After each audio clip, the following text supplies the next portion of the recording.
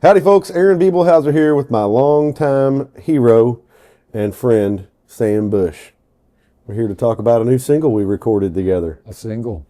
and a little bit about the history behind the tune and how it came to be that became a bluegrass tune. When did you move to Louisville, Kentucky, and who were the first characters that you met when you moved to Louisville? Well, I graduated from high school in Warren Central High School in Bowling Green in 1970. And the last year when I was in high school, I had taken violin lessons from a professor at Western. Her name was Betty Pease. So I went from being, and that was a very humbling experience because I went from being what was called the National Junior Champion out in Weiser, Idaho. I won it 3 years, 15, 16, and 17 years old. And then, of course, you know, you'd win $50. You'd go to Idaho and win $50. So I got a trophy. It was nice. But I realized I didn't know enough about the violin. I didn't know enough about the fiddle, the neck, the where positions, what have you.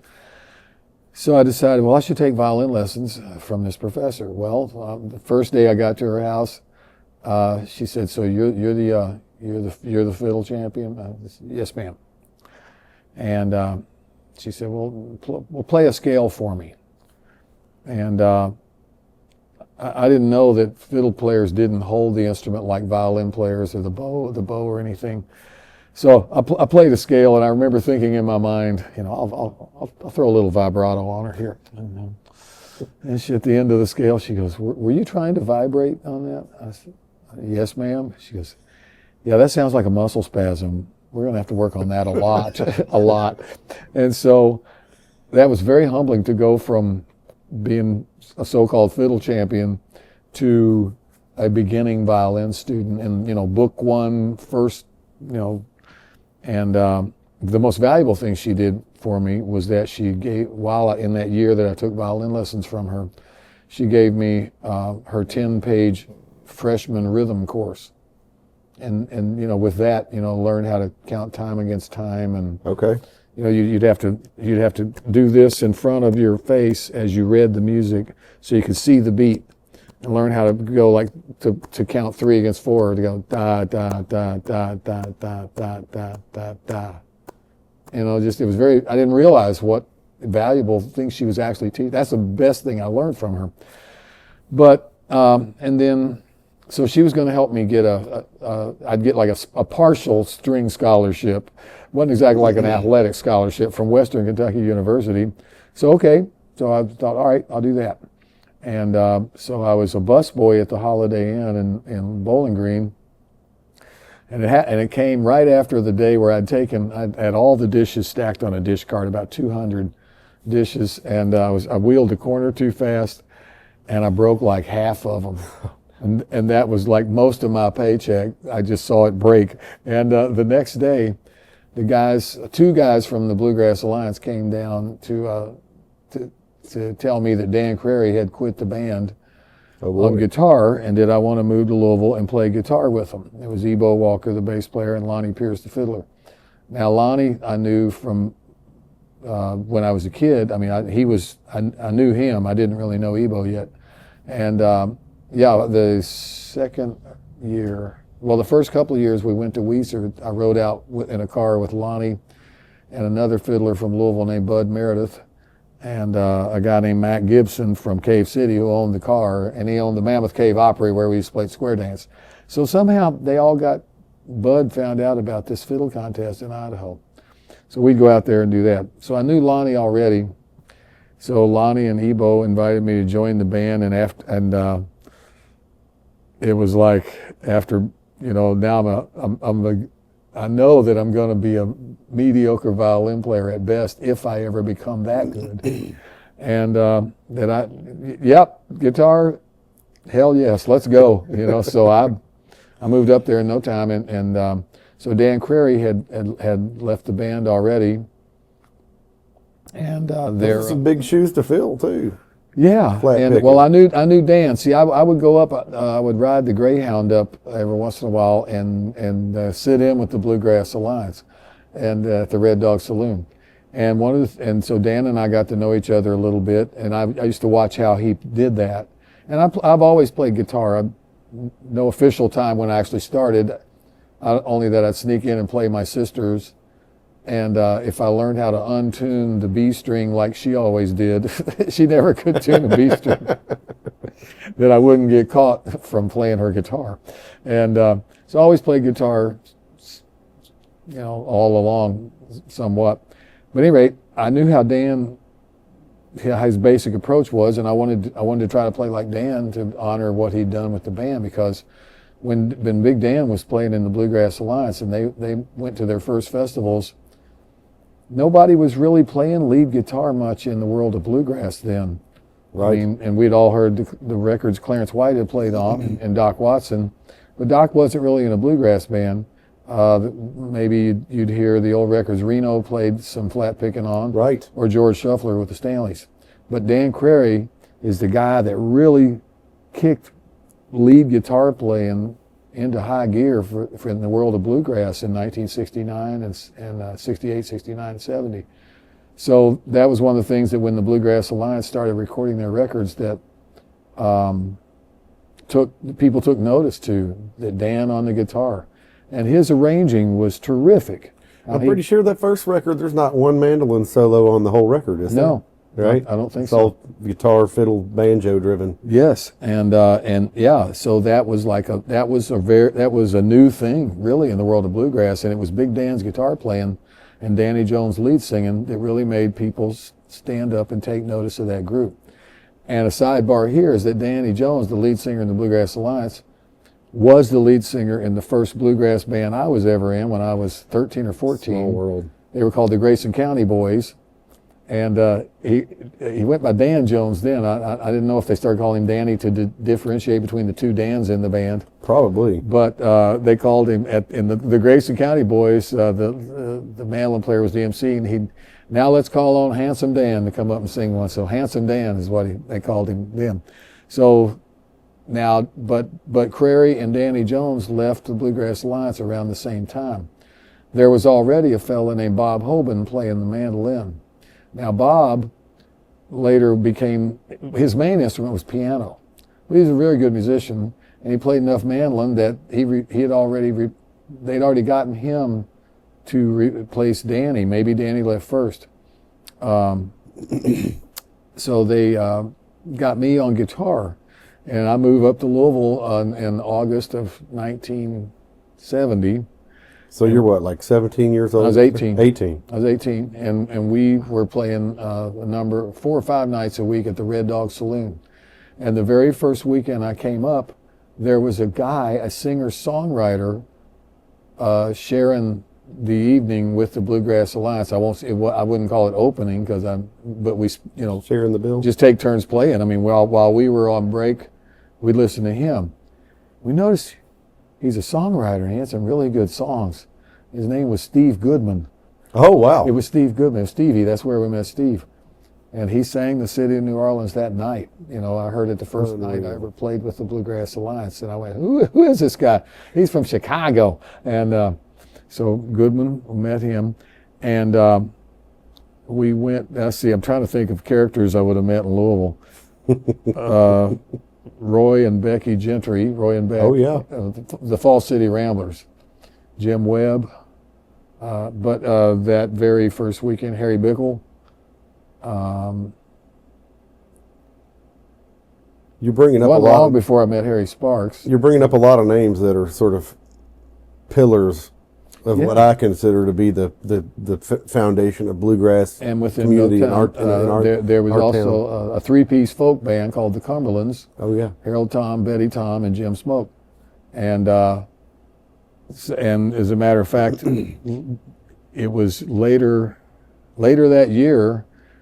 We moved around. We played out in J-Town at a place called the Tam O'Shanter. I wonder what that is now. I don't know. It was always in a strip mall. It's probably something that actually is making money now, or long torn down. And but anyway, so I'd only been in the band about a month, and Dan Crary and Danny Jones had a few festival commitments they were going to fill that they agreed to go on and do. Mm-hmm. So I rode on with the band anyway down to Reidsville, North Carolina, Wow. the Camp Springs Bluegrass Festival down there. And Was this 71? no, it's still 1970. I'd only been in the band about a month, but I was on guitar. But for that weekend, I was just playing along with the band on mandolin, and so a very close friend of a lot of bluegrass people. His name was John Kaparakis, and John actually loaned me the money to get the mandolin that I've had for 50 to get Hoss. And Wow. yeah. But anyway, John was very good friends with the Kentucky Colonels, with Clarence and Roland White, and so John and I were hanging at the festival together, and he said, "Hey man, there's a guy over in that field over there. I just went and heard him. He's playing like Clarence." I mean, I'm going, well, nobody plays like Clarence. Why? He goes, and nobody knew Clarence was playing better than John. And he goes, "I'm telling you, he sounds like Clarence. You need to hear this kid. He looks like he's about your age." And I went over, and the world's skinniest guy that I ever saw was sitting on those, back then, a brand new Martin case where they were blue, and they were called Unipack cases. Unipack cases. Not very sturdy at all. And he was actually sitting on the case playing the guy's guitar, and it wasn't his guitar, it was a brand new D45 Martin. And I listened to him, and he did sound like Clarence White.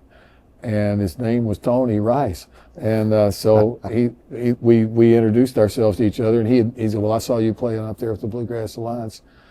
And I was just, I said, "Man, if you come play guitar in the band, then I can go back to playing mandolin." and so, yeah, okay. And so I went over and told the rest of the band standing around this campfire, I said, "Hey, I just got this guy to play guitar so I can play mandolin." And that's when Country Sam found out that not only the newest guy, and certainly not the youngest guy, but that's very bad band politics. For one person can't hire somebody hire a new guitar out of the band. So even if it's Tony Rice. But in no time, he came over, and we jammed around the campfire. And ironically, Buddy Spurlock, the banjo player, wasn't there. Courtney Johnson was. Oh wow! And Courtney had come down. He owned this old school bus. He'd come down to Courtney and I had come to that festival in '69 together. We rode down together, but so Courtney was down there, and but I mean, it was Lonnie and Ebo and Courtney and Tony and I, and we jammed, and the other band members agreed, yeah, we should do this. Unfortunately, that forced Bob Hoban out of the band. Oh wow! And Bob was the best MC, one of the best MCs I'd ever met, and to this day, he was so funny and so good. And yes, unfortunately, that forced Bob out of the band. So at this time, the lineup in the band. So it was Tony now on guitar, me on mandolin, and Buddy Spurlock on banjo, and Ebo Walker bass, Lonnie Pierce fiddle. Right.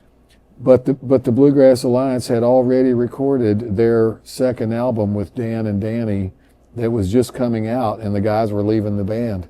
But that album was called Newgrass, which made total sense and a great name for an album. And I think Ebo thought of that. But actually, the first time I heard the word Newgrass used was an album by a banjo picker from the Washington, D.C. area, or Baltimore perhaps, Walter Hensley. Walter Hensley, that's so right. Walter Hensley did an album called Pickin' on Newgrass, which was a play on words because there was a song by a country singer named Kenny Price, a hit record called Walkin' on New Grass, singing a new song. And so at any rate, but Walter Hensley put one out on Rebel called Pickin' on Newgrass. I think it was kind of NU grass. Okay. Picking on. At any rate, so that's the first time I'd ever heard of that word, kind of, a new kind of bluegrass.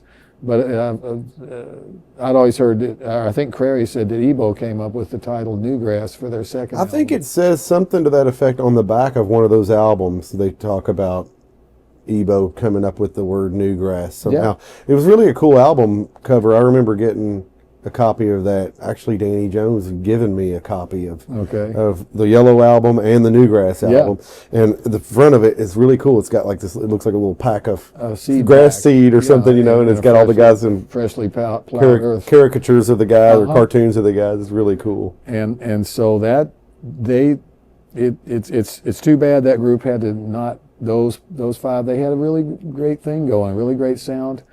And Ebo had really improved on the bass over the couple of years, and they was real solid. But one of the things that was so great was Crary's arranging. How he could take songs from different genres and make them sound like they were written for that band. Yeah, because they would record like songs like Reuben James, and that was really Don't You Know I Love You, and all these really great songs. And they're probably, I don't know for sure, but I think they were among the first to record a Bob Dylan song as a bluegrass act. Yeah, the first Ain't Going Nowhere, right? Yes. Now, before that, I wonder who would have done it. But I mean, the Dillards did Walking Down the Line, and I just talking to Rodney the other day that Bob hadn't ever put that out then. I don't know if.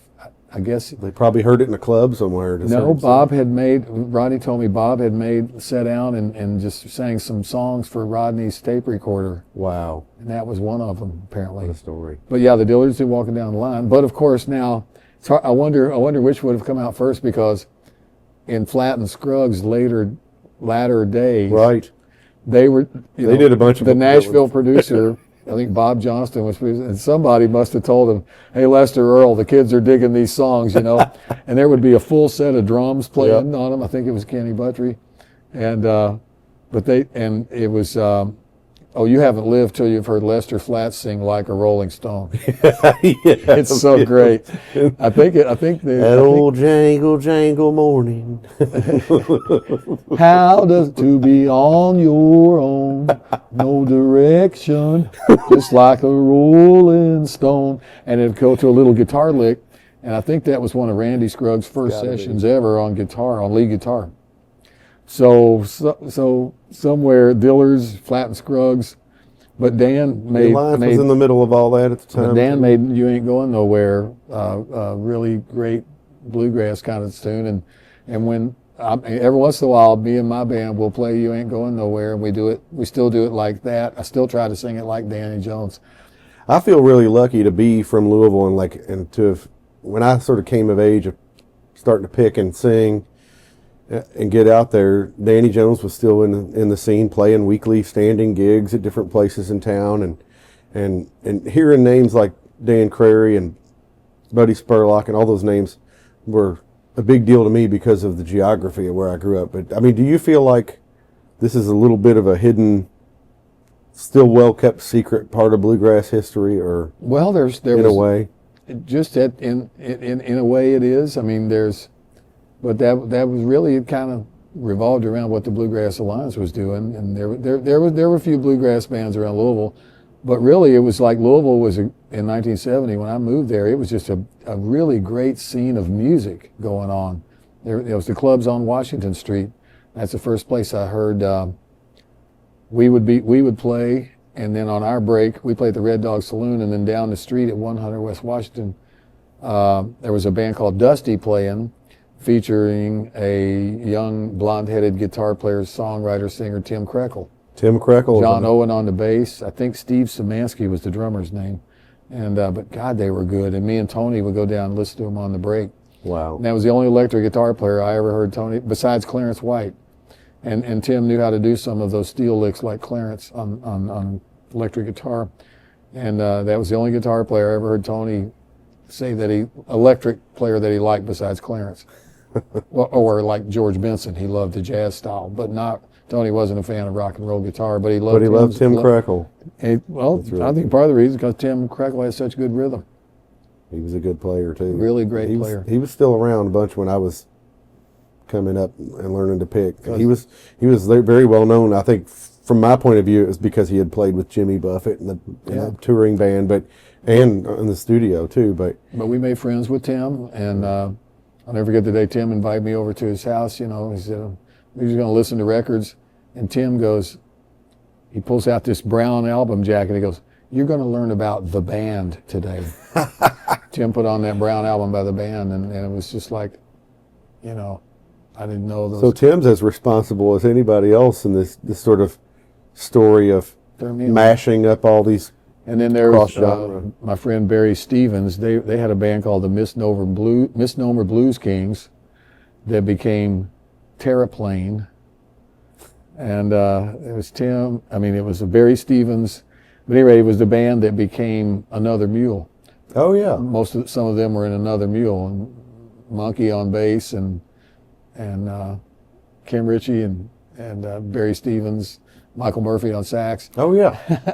And they were a really excellent band. But anyway, just all kind. But I mean, at the same time I moved to Louisville, my friend from Glasgow, Kentucky, well actually Nobob, king of the Nobob bluesmen, Kenny Lee. Oh yeah, Kenny Lee. Kenny Lee moved up to Louisville, and he started playing in a real. Kenny Lee and Bobby Ritchie from Glasgow moved up to Louisville and started playing in a band called Buster Brown. Oh yeah, Buster Brown. And they were really like Rico Thomas was in that band? Rico Thomas, bass Great player, bass player. Steve Holmes on drums. They were a really powerful rock trio with a lead singer. So it was a very Led Zeppelin style group, and I mean they did they did Mountain and Led Zeppelin, and every once in a while when I wasn't playing, I'd tag along and play electric fiddle with them. Nice. I think Rico's still in town playing gigs around. I hear that he is, and with a friend of Lynn's, my wife from high school, Tom Browning. Tom Browning, yes. I think they still play together, or the Merry Pranksters. Yeah. Band, yeah. They're still playing, I think, every Sunday night. So it was just, and there was just like, trying to think what the name of Marvin Maxwell's band was. I know Marvin. Yeah, he was the drummer. And what was the band he had? His boys were playing. So they were doing good. Marvin was also working down at Shackleton's music store. Okay. So I kind of met him to get to know when he was working upstairs at Shackleton's.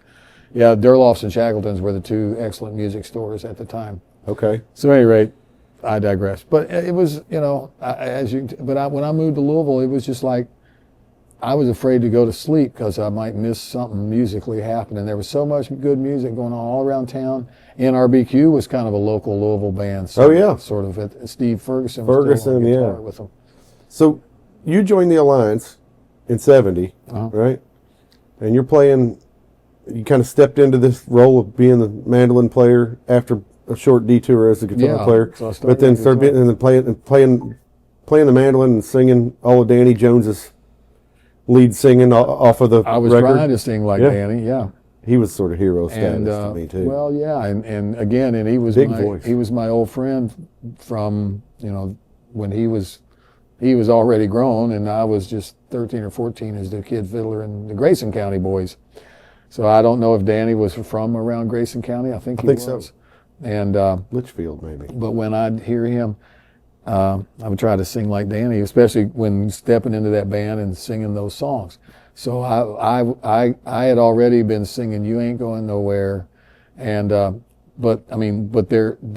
Reuben James was their first song that kind of got some airplay around Louisville off the first album, and then off the second album, "One Tin Soldier" became the song that they were going around. Ebo would go around, give to the radio stations and everything. Do you know who came up with the idea within that band to record "One Tin Soldier"? Was it Dan Crary or was it a Lonnie Pierce thing? Oh no, it's Dan. It's got to be Dan Crary. Okay. I mean, Dan was the one finding songs, and Dan was a DJ on one of I forget which. Was there a WIN? W-I-N? There probably was back then. Yeah. Dan was like an all-night DJ on working his way through college, divinity school at the Baptist College, and playing in bars too. So Deacon Dan. Deacon Dan. But at any rate, I should have called him and talked to him about this before we met, because I bet any amount of money that's definitely Dan Crary. But his arranging style, especially the way the guitar lick goes around, it's the central lick of the chorus after you sing "One Tin Soldier rides away," then it goes into the lick, and it just doesn't sound right if you don't do this sort of cross picking thing. Yes, totally cross picking that Dan Crary was superlative at, And so when Tony Rice joined our band, he could do that too. He could move his pick like that, not like Dan, but made the same sound in his own way. Yeah. And later, when Curtis Birch started playing, he replaced Tony on guitar, and we had the Bluegrass Alliance that way for only a month or two before our parting of the ways with Lonnie Pierce. But Curtis would play it with finger picks because he is a dobro player. Oh, right. Wonderful dobro player. But anyway, yeah, so... we should get to the parting of ways thing in a little bit, but I think we should circle back to let's Tony Rice and Camp Springs. And because there's a little piece of footage of you guys singing and playing 110 Soldier together. Yeah, it's from there. There was a documentary made of Camp Springs that weekend that became a movie called Bluegrass Country Soul. And it was in selected theaters here, a few little theaters. And when the movie debuted at, say, in around early 1972, it debuted. And I remember Newgrass Revival was one of the bands that I think us and the Country Gentlemen played before the movie at the theater. But anyway, so we knew they were filming us, and what was going down. Tony and I joined in the fall of '70, and it wasn't long before we had a parting of the. We ripped up the sheet with Bodie Spurlock too. And Courtney came to join on banjo. Well, Courtney and I had been playing in a group called Poor Richard's Almanac before that, the summer before that, and so Courtney brought he was raw boned and a lot of drive on the banjo. He brought it in there, and. So now we play in the bars all winter. By the way, I played the bass with the Cumberlands when we lost our gig. I played the bass in the Cumberlands for probably about 6 weeks, across the river at a hotel bar. It was up by Theodore X. The same exit as Theodore X, okay. Which I wasn't old enough to get into. I think you had to be 21 to get in the Triple X movies then. But the truck drivers would stop and peer over the fence. It was a drive-in porn, a drive-in theater porn. So anyway, I think we were playing. I think where the Cumberlands played was at the Colonial Inn, and I played bass with them. Played bass with them that winter, and without that, I think maybe they called it back then. Okay, yeah. Colonial Garden. Yeah, that sounds right. And so I played bass with the Cumberlands, and thankfully they, because I'd always been I played bass in high school rock bands. I played upright bass in the school orchestra. And I played bass on Lonnie's fiddle album. By golly, you really? I did, and I played upright bass. And, is that the record called? It's called The Golden Tones of Lonnie Pierce. But a friend of ours said, "Hey Lonnie, do you have any copies of the Piercing Tones of Lonnie Golden?" So anyhow, the group. So in the summer of '71, okay, there was like a changing of the guard for like 3 or 4 bands were affected by this. Eddie Adcock, a couple of years before that, had all of a sudden just not shown up one night in D.C. to play with the Country Gentlemen. Nobody knew what happened to him for like a year. And he'd basically gone to California. But for reasons, I've heard different reasons, so no use going into that. But Eddie went apparently to California, grew a big long beard, and he came back. But anyway, that's when Bill Emerson started playing banjo with the Country Gentlemen. And at that time, their band was, Emerson and Jimmy Goodrow and Charlie Waller and Bill Yates on bass. They did a classic gospel album, One Wide River to Cross. It's really great. Oh, yeah. Really great. And there was another one called Sound Off, I think they made too, with that group. So Eddie comes back, and all of a sudden we're in these festivals in '71, and Eddie Adcock was one of my heroes as a boy. The Country Gentlemen really were. Adcock and John Duffy. I got to see them at the Roanoke Bluegrass Festival. And so Eddie comes back. Now he's hanging around. He came to the Mac Wiseman Festival, and he was at this festival.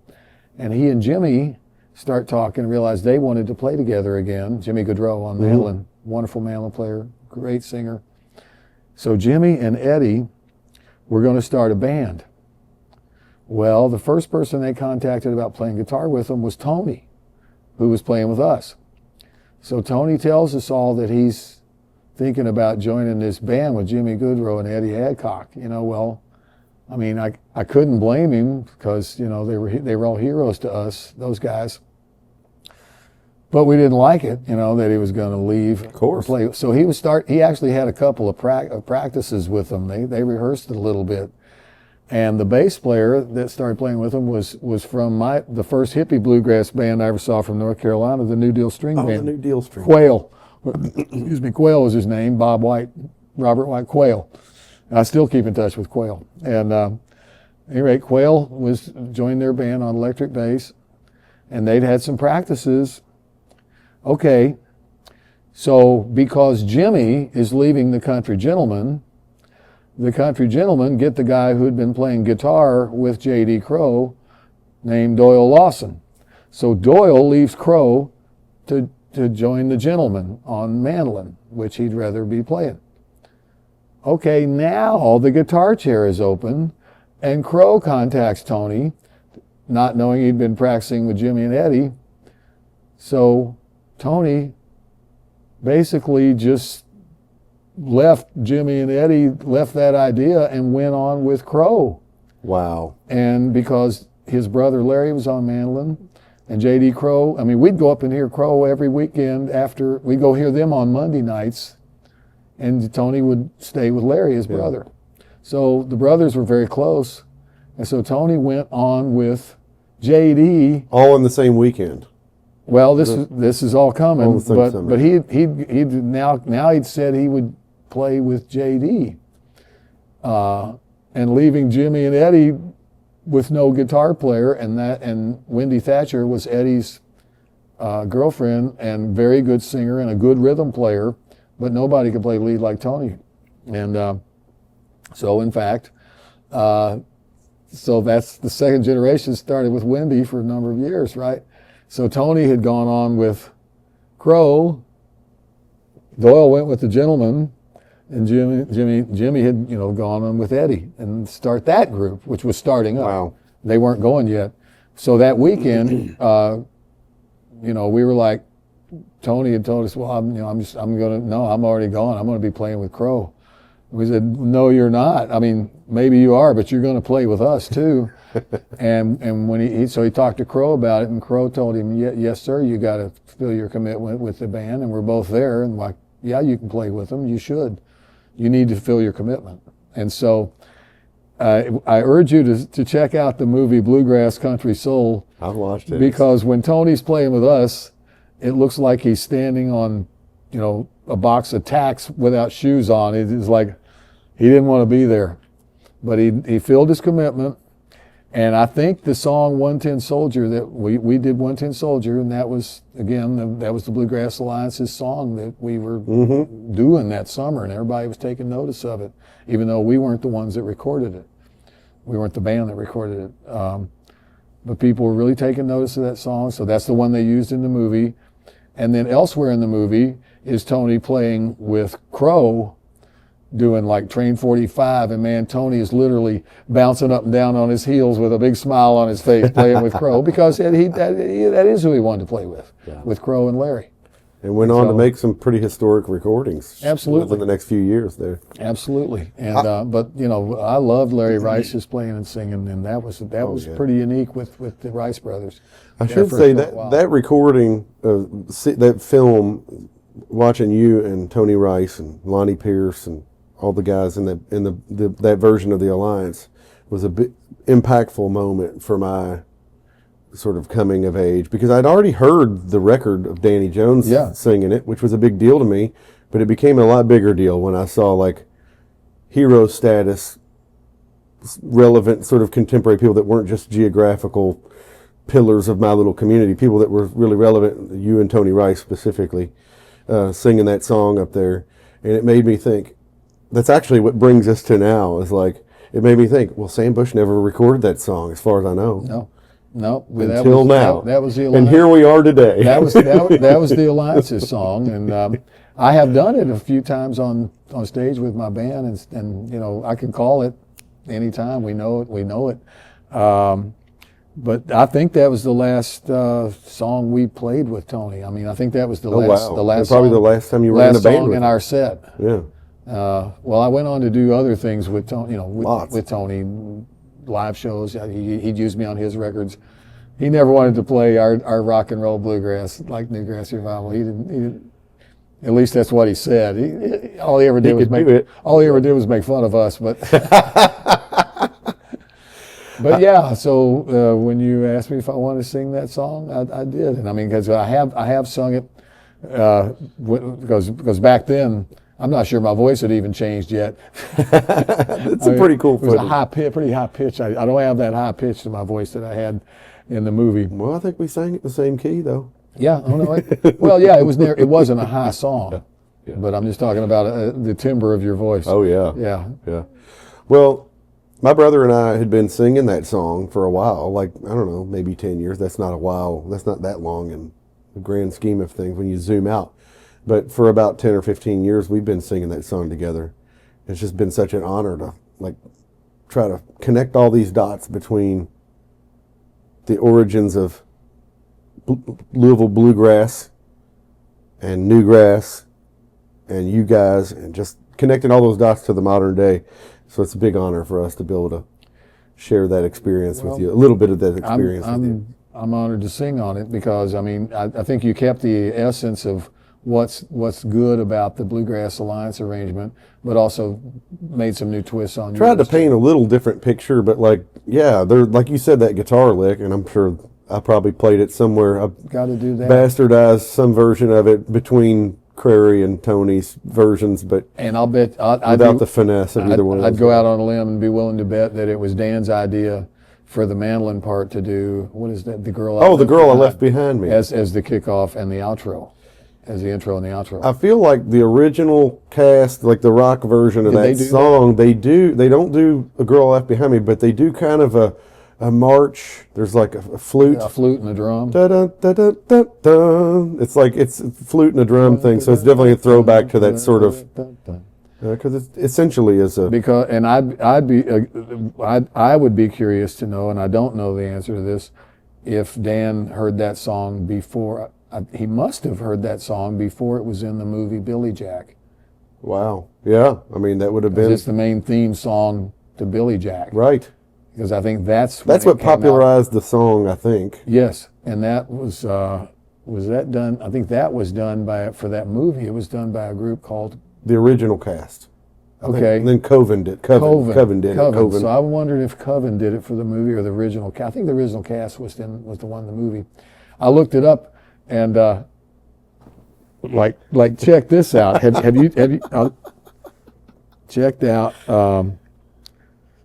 Wouldn't it be great if we just had a little machine in our pocket we could ask any question to? Okay, check this out. I was looking at the original history. It says other artists who have covered the song. Get this: Quiet Riot, Wow. Lou Gramm, Uriah Heep, Sweetheart, Todd Rundgren, The Guess Who, Paul Weller, Transatlantic, and Humble Pie. It doesn't say the Bibelhauser Brothers. It didn't say the Bluegrass Alliance either. Well, Bluegrass always the back door. Our mutual friend John Gage has a saying about singing ourselves into obscurity, and that's what we're doing right now. Well, we're talking about the most obscure cut of a bluegrass song ever, and we're paying sort of tribute to it. I heard Steve Martin say the other night, he said he and Martin Short have been together so long that they can literally finish each other's careers. That's about right. Wow. So yeah, I'm glad you wanted to revive the tune, and because I've always loved it, and it's God, it's hard to believe it's more than 50 years ago that the Bluegrass Alliance did it, and thanks for reviving the tune. My goodness, what an honor it is, man. Shoo. I remember recording when we got in the studio and recorded your portion of it. It was kind of a little bit of an emotional day, just thinking about the history of Remember you telling me that it was probably the last gig and last song that you played with Tony and the band, and I'm pretty sure it was, because he was actually supposed to play the next day with us too, and he and Lonnie got in an argument that day. I mean, Lonnie, always going needling Tony and see what you're missing, and all this stuff, and no, I'm not missing. And they got into some kind of argument, and to the point that Tony refused to play the next day with Lonnie Pierce, and he would not play with the band the next day, even though he was still there with JD. And we're like, that night there were about 3 or 4 different guitar players there we'd actually been talking to, and Curtis Birch, we had already had a practice with Curtis to see if it could work. Well, we were looking for another singer as strong as Tony, and we didn't. There were of the people that wanted to go with us, no one was as good as Tony. Tony had a really high voice back then, and singing high lead bluegrass. So I kind of became the lead singer out of default. This guy then I'll have to do it, So I was already singing that song anyway, and I did sing lead on some, but Tony was singing more lead than I was, and and then within a couple of months, then we had a falling out with Lonnie, and we tried to fire him. The band was Lonnie and Courtney and Curtis Birch and Ebo and me, and we tried to fire Lonnie, and he said, "Well, you can't fire me, I own the name." And he did. he had trademarked the Bluegrass Alliance in the state of Kentucky. Flipped the script on you. Yeah. So the way I remember. So who got fired that day? Well, the way I remember it, young Sam said, "Well, let us put it this way: if we can't fire you, then we all quit." And so basically 4 guys. Realistically, that's kind of what happened. We couldn't fire him. He owned the band, and we didn't really know that. And he had trademarked all versions of the Bluegrass Alliance, the BG Alliance, the Alliance, the BGA. He had Kentucky trademarked 5. That is some deep, petty bluegrass stuff that still happens today. I love that it was happening then. Too. So we just said, well, let us put it this way. We all quit, and we did. That was it. And I really hadn't played much fiddle at all. Except to pick it up to play a twin fiddle number with Lonnie or something. I think we'd play, the Jim and Jesse tune. What is it? Dixie Hoedown. But I was in love with playing the mandolin, and always that was my first instrument, and still is. But So the 4 of you we trooped on. We went onwards. Onwards. And we didn't know what to call ourselves for a while. At first we were just like, okay, let's call it Walker, Bush, Johnson, and Birch. And that was like, well, that's not going to work. This sounds like a failed law firm, like a terrible law firm. But we started, well, maybe that word Newgrass, that relates to us. And our very first practice, Ebo started dinking around on the bass and hitting this lick that years later we realized, although he didn't sit down and learn it off the record, but it seeped in there somewhere. It's the bass riff on Jolene, on Dolly Parton's original version of Jolene. Dun, dun, dun, dun, dun, dun, Jolene, oh yeah. Jolene. And they do that between dun, dun, dun, dun. So he started playing that lick, and we just started jamming on it in a circle, playing, and I believe Courtney was the first one that did this.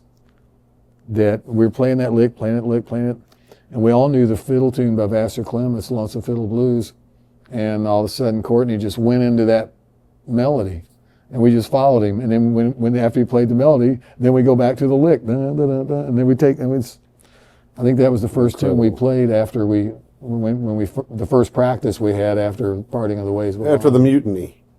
After the mutiny on the Pierce. And then, of course, Lonnie had many versions, different people that moved to Louisville to play with him, and Jack Lawrence that played I think Jack played 27 or 8 years with Doc Watson after that. But Jack had moved up from Carolina. Garland Shuping was right? Shuping was one of the ones that tried out on guitar as well. Right? But Curtis was a better guitar player. And well, we didn't, never mind. But that didn't work out. Vince Gill was one of the guys that joined the Bluegrass Alliance for a while. And all these people lived up, Tony Williamson, great mandolin player, they lived at Bickle's house, and that's why they started calling Bickle's house the Bluegrass Hotel. Yeah, the hotel, the Bluegrass Hotel. I forgot about that. I never lived at the Bluegrass Hotel. I was young and married, and so, my wife had a job, and so that's why I didn't end up living at the Bluegrass Hotel. Yeah.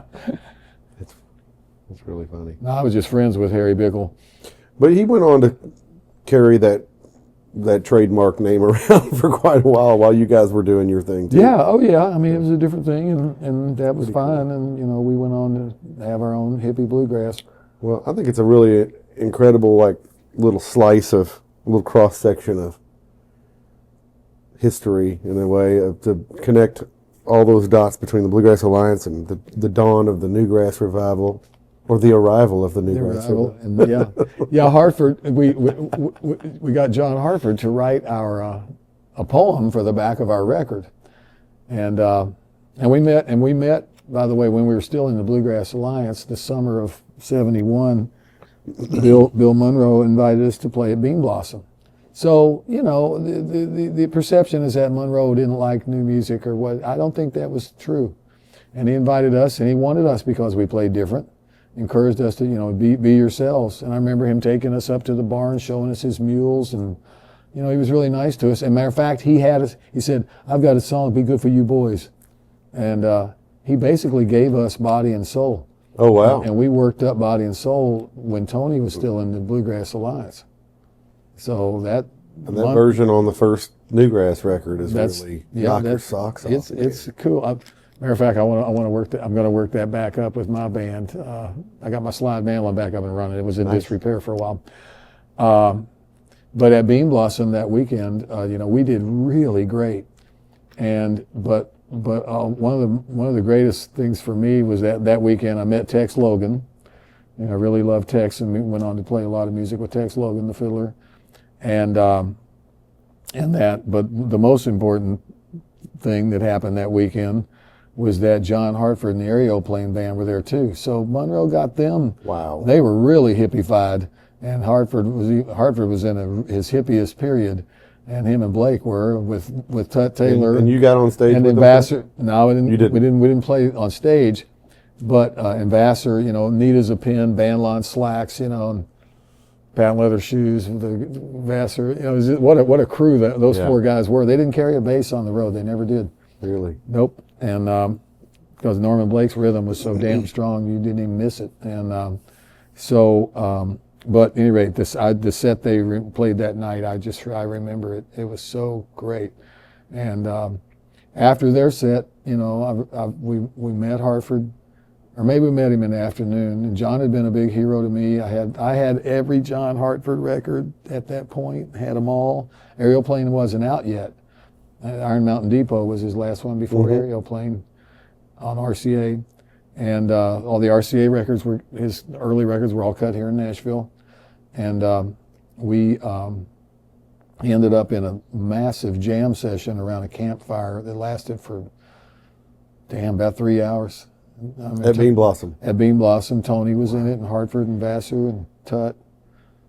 I guess all of them and most of us ended up in a jam that night, and I realized, man, this Hartford guy, he likes jamming as much as anybody I ever met.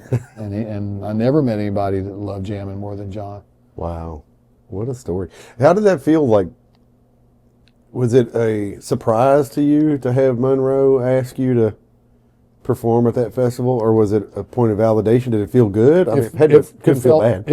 Well, it felt great. I mean, and also, not to mention, just, I joined the band and we played. I mean, back then, that what you did to make a living, you played 4 or 5 nights a week. You got a club, and that was your place, And so we played the clubs, and it's kind of like then the spring hits, and I remember somewhere around May, we got to go to a festival somewhere in Illinois. I mean, Ebo was the guy that booked the band.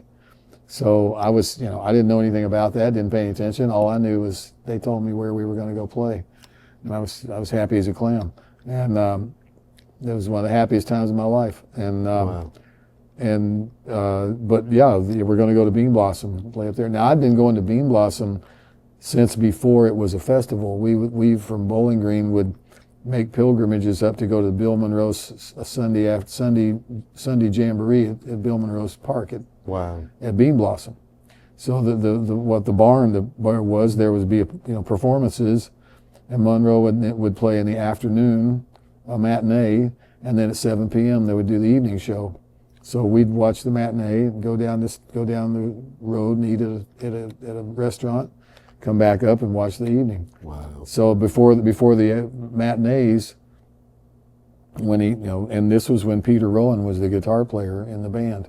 So Pete Rowan and Richard Green, Lamar Greer, David Greer's dad was on banjo, and James William Monroe on bass. And so the Bluegrass Boys would start off the afternoon performance by themselves and do maybe 20 minutes or so, and then they bring Birch Monroe on to play 2 fiddle tunes, which they weren't real fond of doing, but that was part of the gig. Birch and Bill and Bertha, their sister, ran the park there. Okay. So it was owned by the Monroe family, and then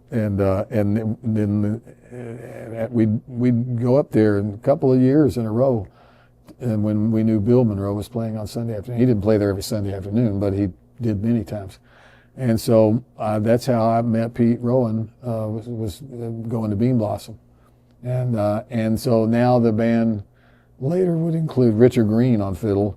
And so I made friends with Pete and Richard, like the kid fiddler. Yeah. So then I got to get up and play with the Bluegrass Boys a couple of times at Bean Blossom in the Sunday afternoons, but not with Bill. Bill, And then The Bluegrass Boys without. yeah, when they'd open the show, and I got to play with them, and then Bill would come on, and it would be majestic, Wow. And back then, Peter Rowan sounded like when he and Bill sang those duets, it sounded like 2 Bill Monroes.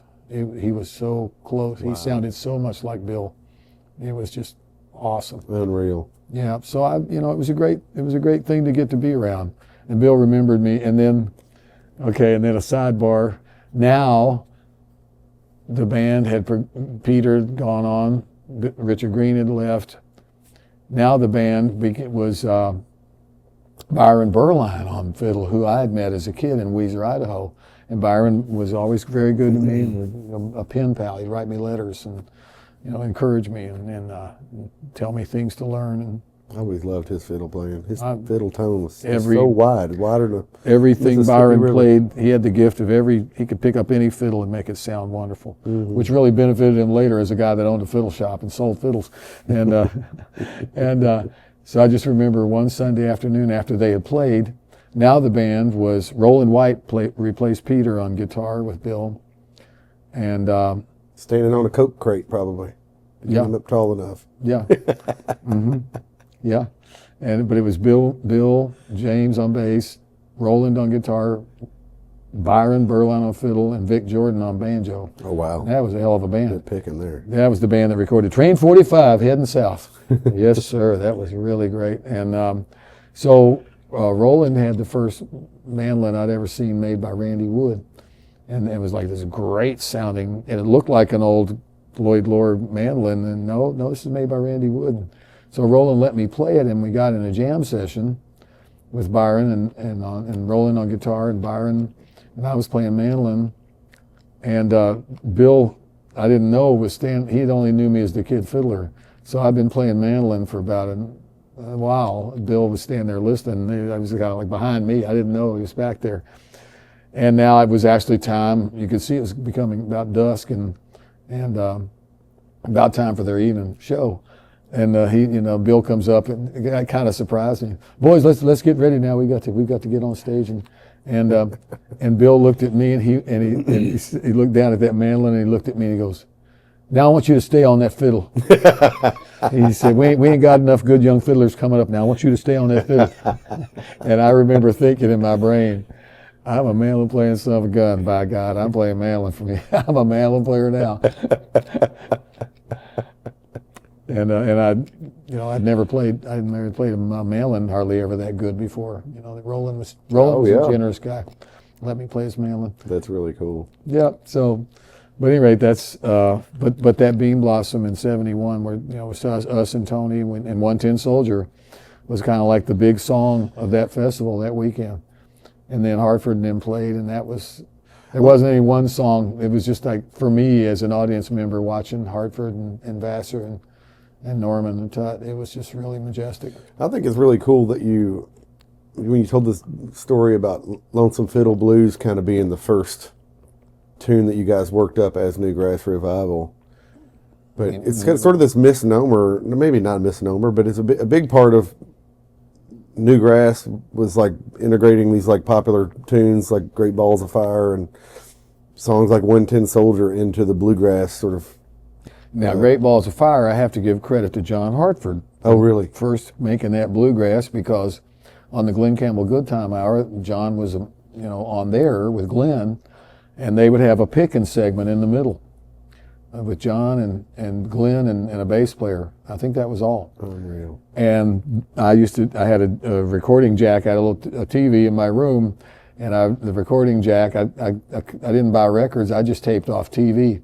So the Beatles cartoon show, that's how I got all the Beatles songs. I'd tape the Beatles songs, and when bands would play on Ed Sullivan, the Rolling Stones, I had tapes of them. I had tapes of Jefferson Airplane. God, I had all these great tapes, and they kind of went by the wayside. But Hartford and Glenn Campbell played a bluegrass version of Great Balls of Fire, and we learned it off that tape I had. And John even did the chromatic lick that Courtney did on it. Hartford did that first. Got a credit that we learned that off John Hartford and Glenn Campbell on TV. Wow. So there's John Hartford being influenced, underground and bluegrass that people weren't thinking of yet. Yeah. Weren't thinking of him as a bluegrass influence yet. But the Aerial Playing Band cemented that one. Wow. Unreal, man. Sort of that record still blows my mind. All the Cold Sailor and all the great tunes on there, man. Well, Cold Sailor, I first played with the Cumberlands when I was playing bass. Jim Smoke and Smoke song too.